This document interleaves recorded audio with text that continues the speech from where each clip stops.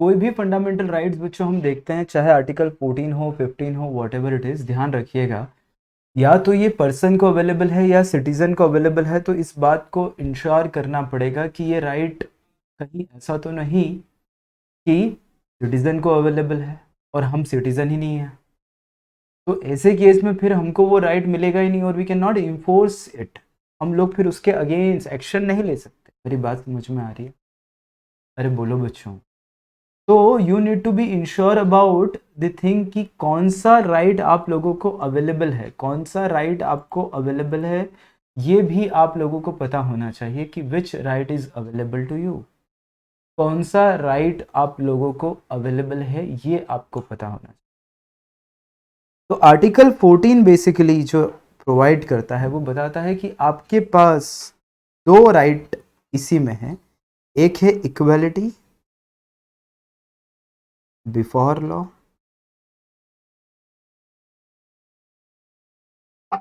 And दूसरा है equal protection of law. पहला है बच्चों इक्वलिटी बिफोर लॉ और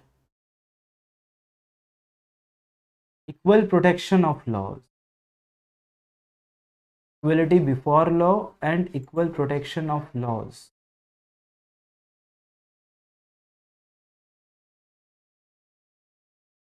बोलो बच्चों।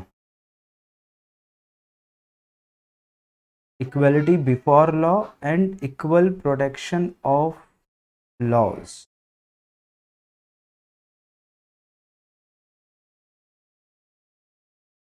2 मिनट रुकना हाँ बच्चों, ये जो आईडी दी है वो शायद इनवैलिड आ रही है।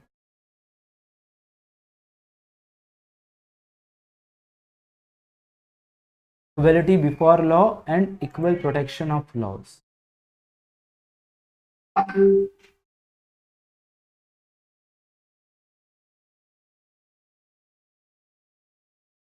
यहां पर आर्टिकल 14 में ये राइट है किसको? To a person, that is no person shall be denied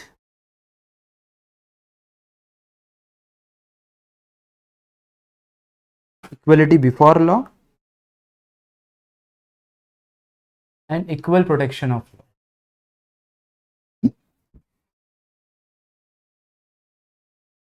किसी भी पर्सन, ये दो राइट तो हमेशा ही available. These two rights will always remain available with whom, तो मेरा कहना है पर्सन को। ठीक। इक्वलिटी बिफोर लॉ का मतलब क्या होता है? No discrimination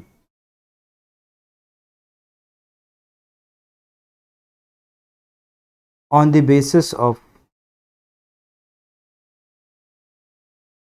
race, religion, caste, कुछ भी हो, कोई लेना देना नहीं। तू जानता नहीं है मेरा बाप कौन है, ये बात नहीं बोल सकते हम लॉ के सामने। हम सब क्या हैं? इक्वल है। No favouritism.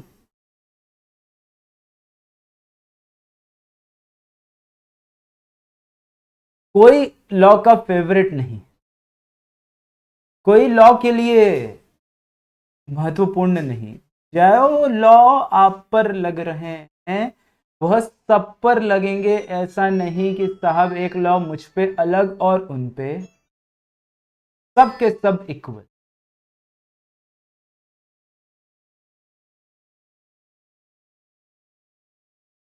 Everyone is equally protected.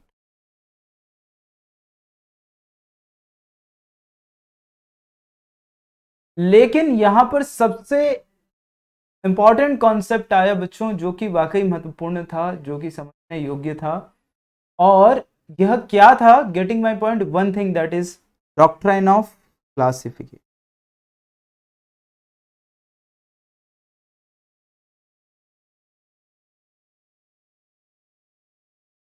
मतलब मेरी बात समझिएगा आप, कि बिना कॉन्स्टिट्यूशन पढ़े मैंने कहा ना आपको कि कुछ भी कर लिया तो वास्तविकता में ये गलत कर लिया। बिना कॉन्स्टिट्यूशन पढ़े कुछ भी कर लिया तो सच कह रहा हूं दोस्तों, गलत कर।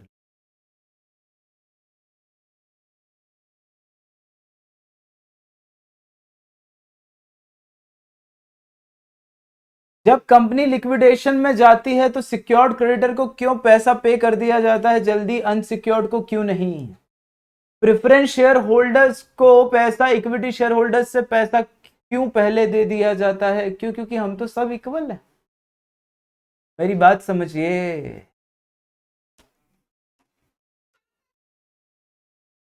क्यों बस स्टेशन पर हम जाते हैं या ट्रेन में हम जाते हैं तो कहा जाता है कि अगर व्यक्ति 65 ईयर्स ऑफ एज का है या 60 साल का है तो उसे इतना डिस्काउंट मिलेगा, हम लोगों को क्यों नहीं?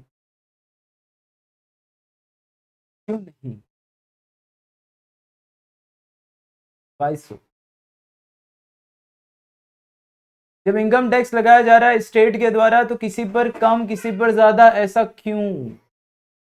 2200। सभी इक्वल है ना उनकी नजरों में तो मान लो मैं बहुत कम अमाउंट कमा रहा हूं, मान लो मेरी सैलरी 20,000 रुपए है और उसमें भी टीडीएस कट जाता है, तो मेरे हाथ में 18-19 हजार रुपए आते हैं दोस्तों। तो बताइए ऐसे केस में भी अगर मुझ पर इक्वल ही वही वही लाइबिलिटी अट्रैक्ट होगी जो रोहित सर को होती है, वही जो सागर सर को होती है, वही लाइबिलिटी जो विनय सर को होती है, वही लाइबिलिटी जो निखिल सर को होगी या मुलचंदानी सर को होगी, और मुझ पर भी अगर वही लाइबिलिटी अट्रैक्ट होगी, तो आप बताइए। हाँ तो यही चाहिए, क्योंकि वो तो बोलेंगे ना सब बराबर है। पर मैं कहाँ जाऊंगा भैया, मैं तो वैसे ही कुछ नहीं कमाता हूँ। बोलो हाँ या ना।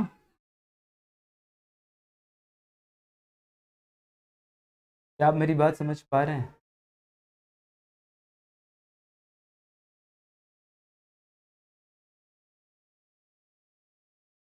That means important thing to be understood over here, जो सबसे महत्वपूर्ण बात है जो हमें यहाँ समझ, वो कौन सी? That classification only equals should be equal, should be treated equally. Only equals should be treated equally, that means what, सिर्फ जो बराबर बराबर के लोग हैं उन्हीं को बराबर लॉ में कंसीडर किया जाए, जो बराबर नहीं है उनको अगर बराबर कर देंगे तो इट विल अगेन कॉज।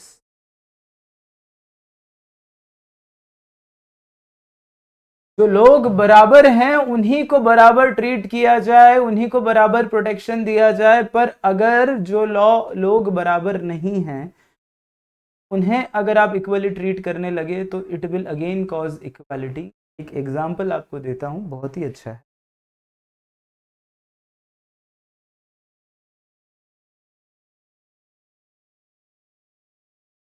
एक व्यक्ति बड़ा है, एक व्यक्ति बड़ा है, एक व्यक्ति उससे छोटा, और एक व्यक्ति और भी छोटा। यह है गवर्नमेंट का सपोर्ट नीचे। अब मुझे बताइए कि गवर्नमेंट सपोर्ट इसको कम, इसको थोड़ा ज्यादा और इसको और भी ज्यादा, तब जाकर ये इक्वल होंगे ना। इसका मतलब इक्वलिटी और भी ज्यादा इंपॉर्टेंट हो जाती है कब?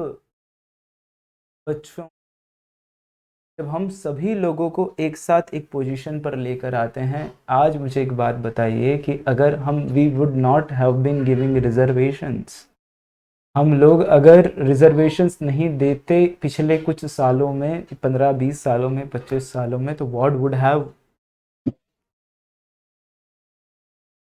Happen to those people who belong to SC ST OBC? बताओ उनका क्या होता? तो they people can not, we can not equalise everything, हम लोग चीजों को इक्वल नहीं कर सकते, कारण है कि पिछड़े और पिछड़ते चले जाएंगे। सिर्फ इक्वल लोगों को ही हम इक्वल ट्रीट करना चाहिए।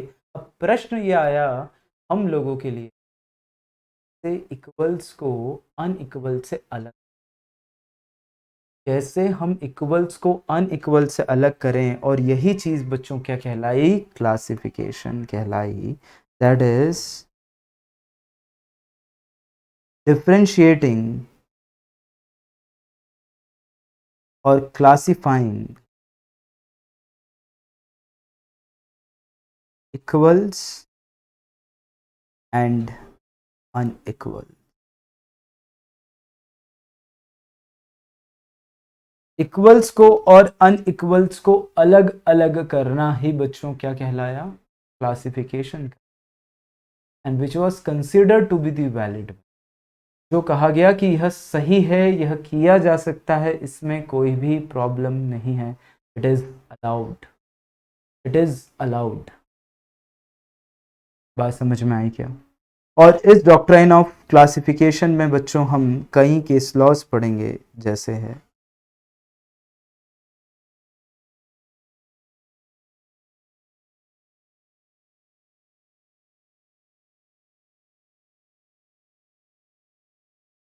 State of Bihar versus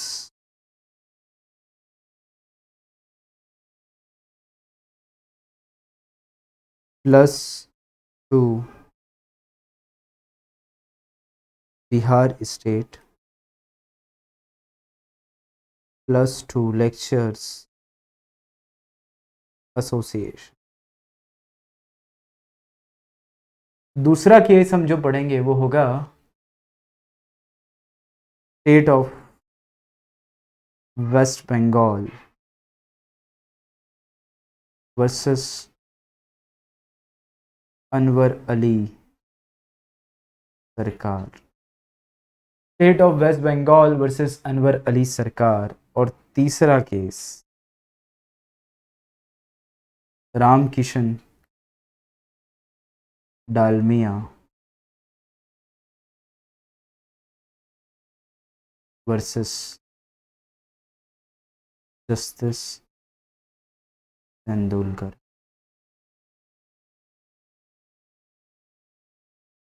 These are the three case laws which are very much important in this relation, और I should say Ramkishan Dalmia अपने आप में महत्वपूर्ण है बच्चों।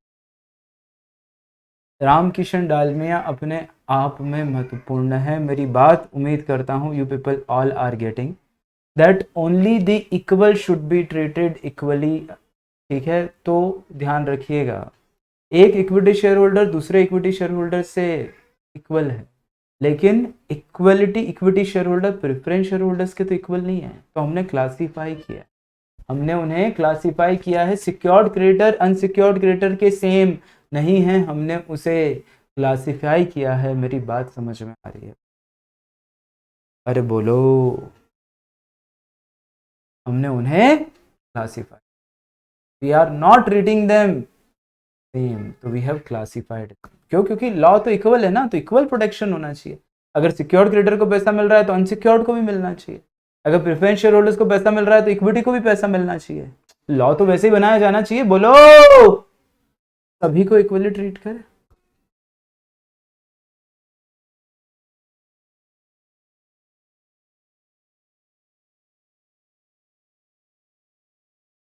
बताओ।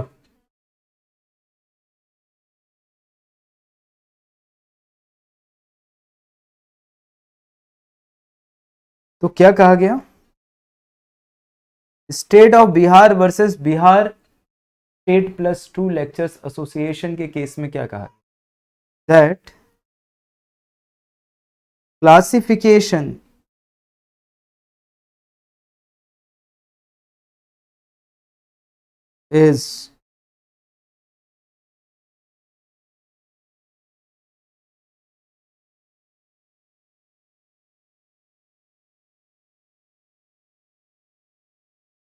is allowed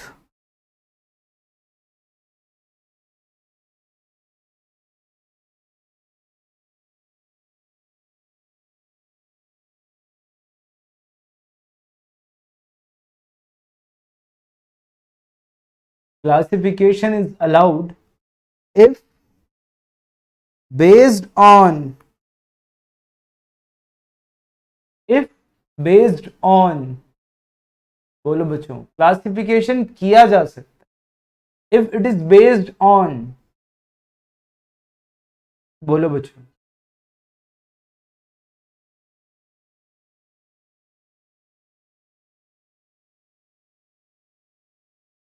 valid criteria.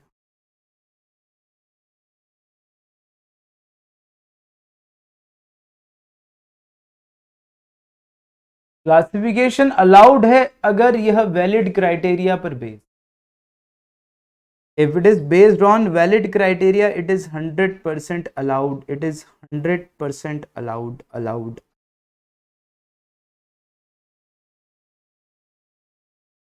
तो प्रश्न ये है कि कब एक क्लासिफिकेशन वैलिड माना जाए। तो state of West Bengal versus Anwar Ali Sarkar के केस में कहा गया कि क्लासिफिकेशन इज वैलिड, क्लासिफिकेशन सही है, but if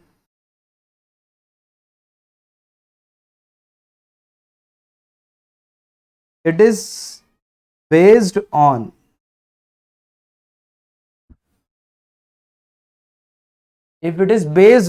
intelligible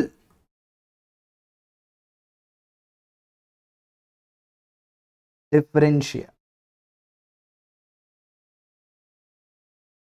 and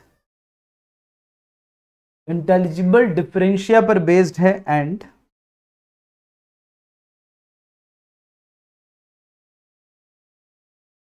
there is a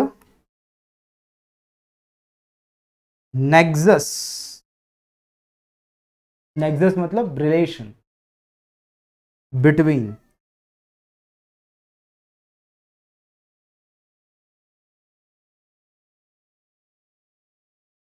the criteria and objective to be achieved।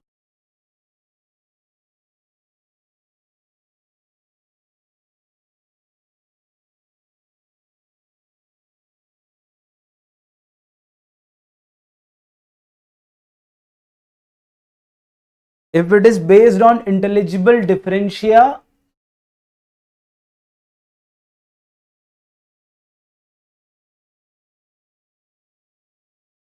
and there is a nexus between criteria to be achieved, criteria of classification या parameters of classification and objective to be।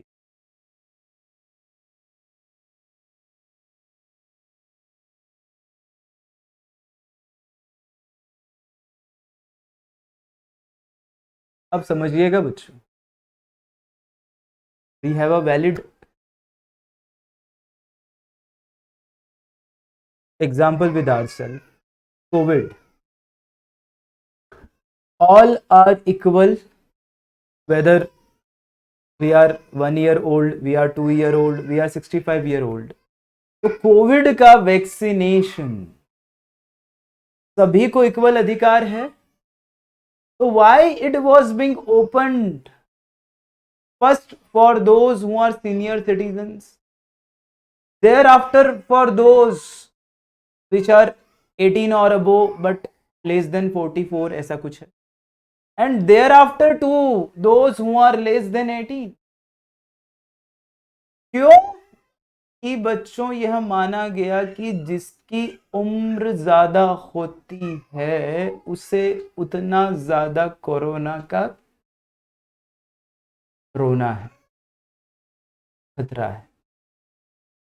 तो उस as को क्या बनाया गया, classification का तरीका बनाया गया कि एज के आधार पर हम लोगों को क्लासिफाई करते हैं और इक्वल्स को इक्वली ट्रीट करते हैं, बाकी को नहीं। Getting mind that age criteria became a valid ground of classification की जिनकी उम्र ज्यादा है उन्हें ज्यादा खतरा है, इसलिए उन्होंने हमें आम लोगों से अलग कर दिया।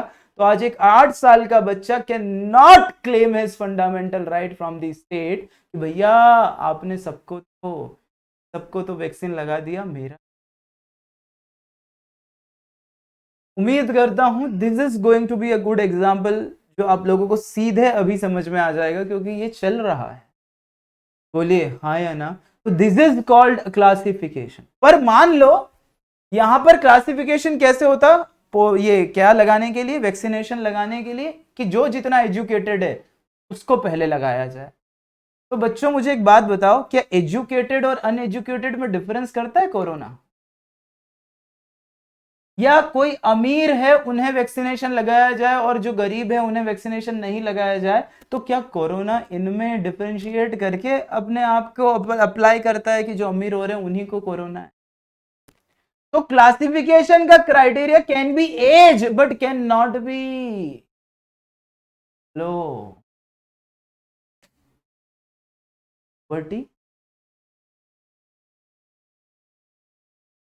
Can not B education. और जब हम इसे एजुकेशन के अकॉर्डिंग क्या करते हैं, क्लासिफाई करते हैं, तो दैट इज नॉट इंटेलिजिबल, जो समझ में आने योग्य नहीं। तो उम्मीद करता हूं अब बात आप लोगों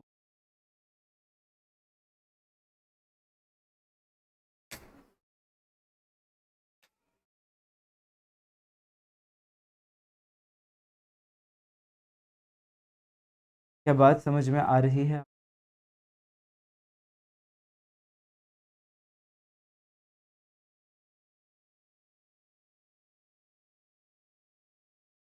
for example,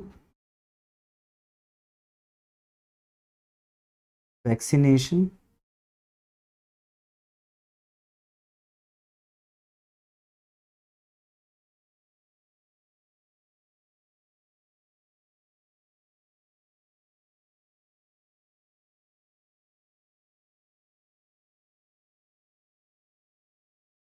of Covid is implemented in India based on age of citizens। बात समझ में आई?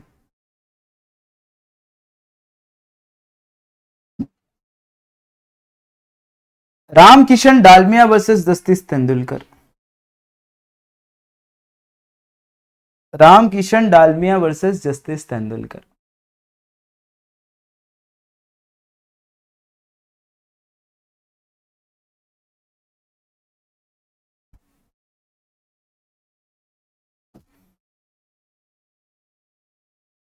मोस्ट आईएमबी केस लॉ बहुत खास है, पर इसकी कुछ बातें तो कॉमन है जो हमने कहां पढ़ी,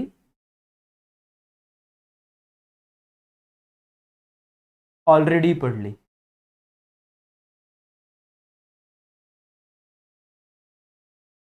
class legislation is forbidden but not classification.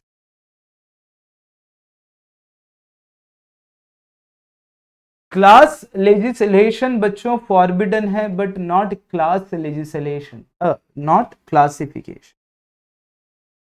मतलब कुछ लोगों के लिए लॉ बनाना गलत है, क्यों? क्योंकि हमने तो कहा ना, हम equal protection of laws, equality before the law. हम कुछ लोगों के लिए लॉ नहीं बना, पर हम कुछ लोगों पर लॉ अप्लाई कर सकते हैं डिफरेंटली डिफरेंटली। क्यों? क्योंकि so class legislation is forbidden but not classification. This is the point which was basically given by the justice in Ramkishan Dalmia. Raj, second case.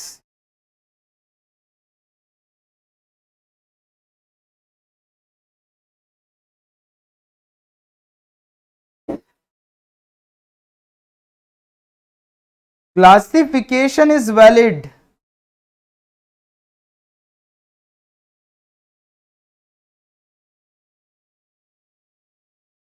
कब? Where based on intelligible differentia and there is a nexus.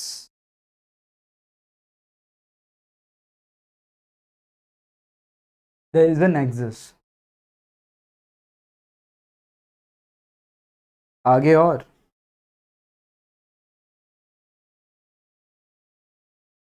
this principle is equally applicable. ये बात ध्यान से लिखना बच्चों, applicable. यह principle equally applicable है कहां? On substantive law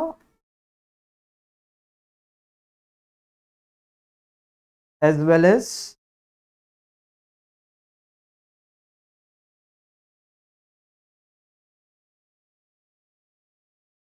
procedural laws.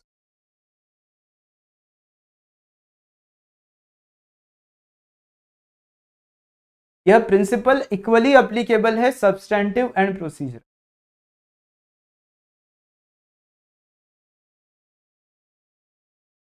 मतलब क्लासिफिकेशन आप प्रोसीजरल में भी कर सकते हो और सब्सटेंटिव लॉ में भी कर सकते हो, लेकिन क्लासी या यूं कहूं मैं क्लास लेजिस्लेशन नहीं. इक्वलिटी ना सिर्फ आपको सब्सटेंटिव लॉ में रखनी है बल्कि आपको प्रोसीजरल लॉ में भी रखनी है. प्रश्न है ये क्या होता है, ये आप सब कल डिस्कस किया जाएगा. और एक आखिरी पॉइंट में आपसे और discuss, that is single person law, जो मैंने कल आपको कहा था मैं यहां डिस्कस. ठीक है, ये कल दो बातें आपसे बातचीत की जाएगी दोस्तों, रामकिशन डालमिया वर्सेस जस्टिस तेंदुलकर के केस की. ठीक है, उम्मीद करता हूं आज कोई डाउट नहीं है. सबसे पहला case that we discuss yesterday that was, बोलो बच्चों, सबसे पहला केस जो आर्टिकल 12 में हमने बातचीत की थी, स्टेट किसे माना जाएगा, तो मैंने आप लोगों को सिखा दिया कि Raj what would be considered as state. तो बताइए स्टेट कौन सा होगा?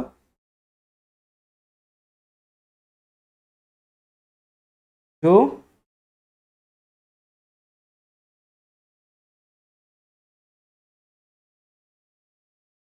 बोलो बच्चों,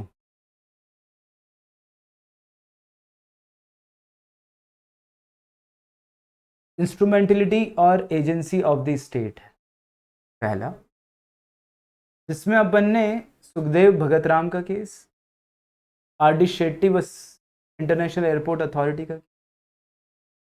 ठीक, दूसरा हमने क्या देखा बच्चों? Second case that we discuss yesterday was, बोलो बच्चों, अजय हसिया वर्सेस खालिद मुजीब. और तीसरा केस Indian chemical biology Pradeep Kumar Biswas का.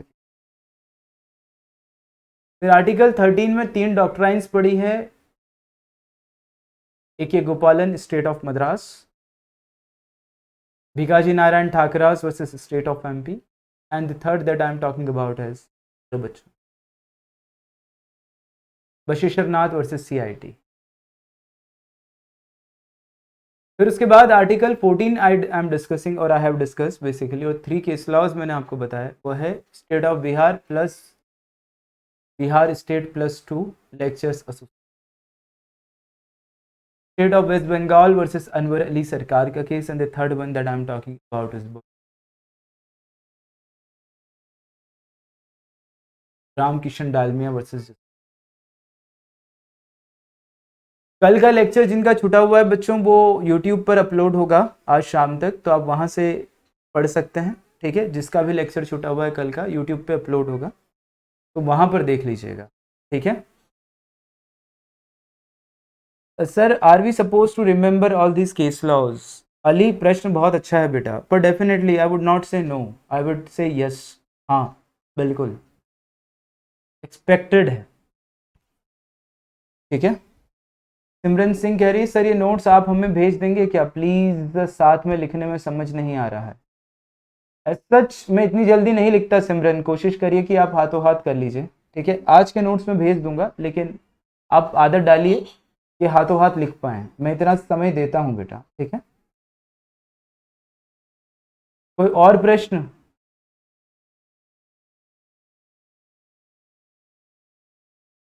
चलिए बच्चों, आज के लिए धन्यवाद, शुभ दिन।